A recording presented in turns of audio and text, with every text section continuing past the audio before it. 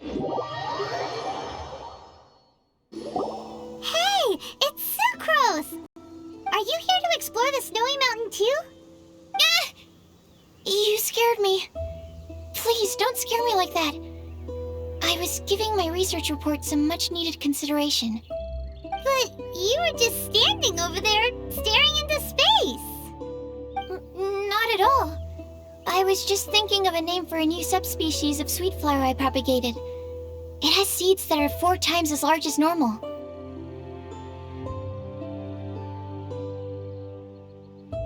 Oh, are you interested? Wonderful.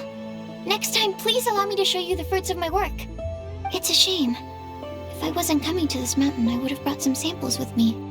Yeah, weren't you doing research in the city? How come you're here? Timaeus and I were helping Albedo organize research data. Timaeus just left, in fact. You didn't run into him? Sure didn't. He said that he wasn't as sharp as Albedo when it came to data. By quite a long shot, in fact. The significance of some things Albedo is able to grasp almost immediately, but we, on the other hand, take considerable time. I fear that this must be the difference in our knowledge and experience showing. Timaeus seemed rather depressed about the matter. He said he was going to take a walk, so I'm currently settling the leftover affairs myself. I was originally going to take a look around myself after finishing up here, but unexpectedly, I gleaned some interesting data from these reports. But, well, guess my search for secrets will have to wait. Secrets? Ooh, what secrets? Actually, do you two have time right now? Don't have anything on us but that. Then, could I ask you for a favor? In truth, I feel like Albedo is concealing something from myself and Timaeus. But isn't he your teacher? What would a teacher have to hide from his students? That's true, but I feel like he's always hiding something. It is my personal guess that it is some great secret of alchemy. Wait, how are you so sure? Timaeus and I are both passionate researchers of alchemy. If it was anything else, Albedo wouldn't have any reason to hide it from us. You do have a point. Could you help me investigate what it is that Albedo's hiding? Please, I'm just too curious. What do you think?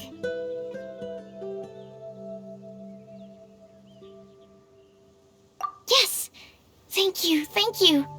All right. Let's take a little trip, shall we?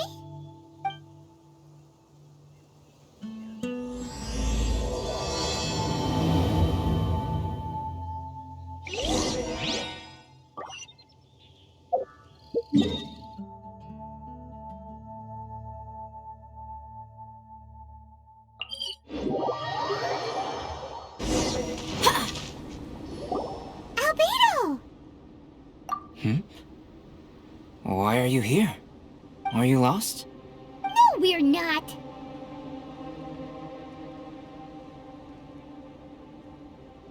A secret? Hey, what are you doing? Our mission calls for a delicate approach. Sure, but still. Actually, you've arrived at just the right moment. I have business with you too, in fact. Here, catch. Huh? What's this? As you can see, it is a sword.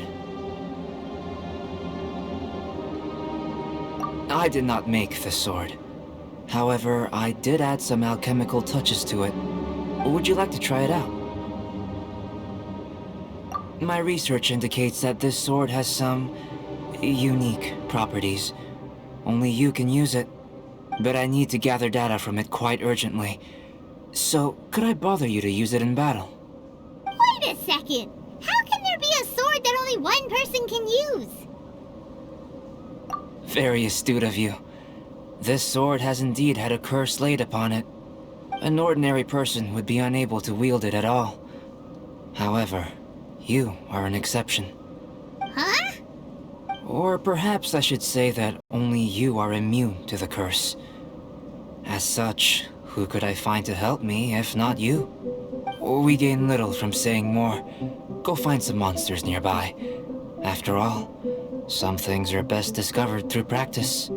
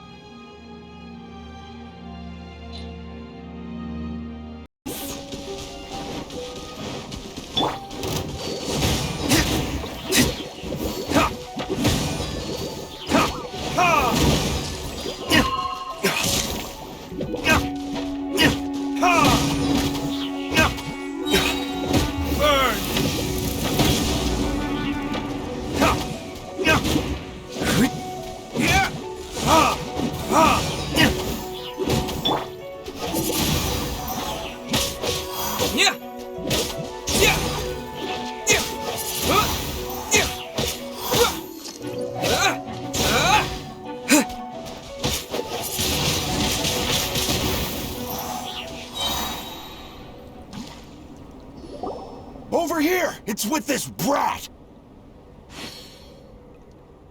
Give it back, you thief!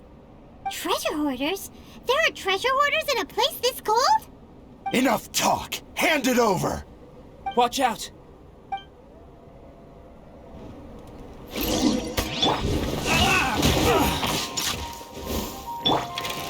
Disappear!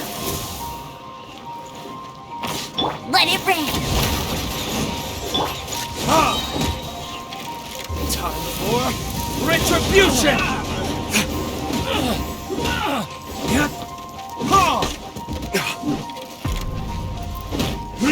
Direct assault!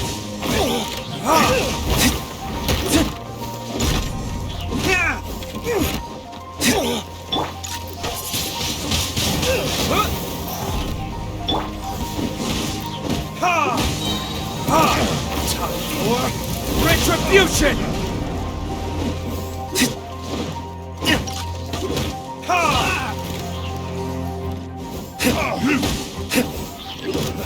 Another test subject. Suffocate!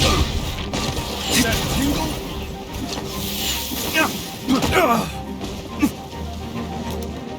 Suffocate! No one escapes my sight! La la la! Ha ha ha! Let the show begin! Suffocate! With the wind! Burning disc!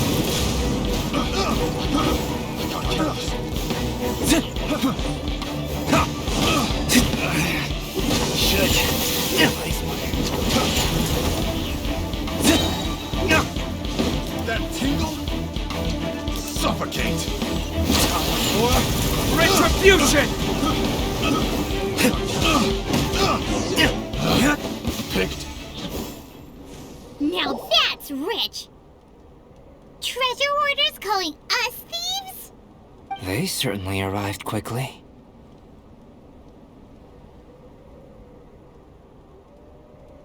Goodness, no.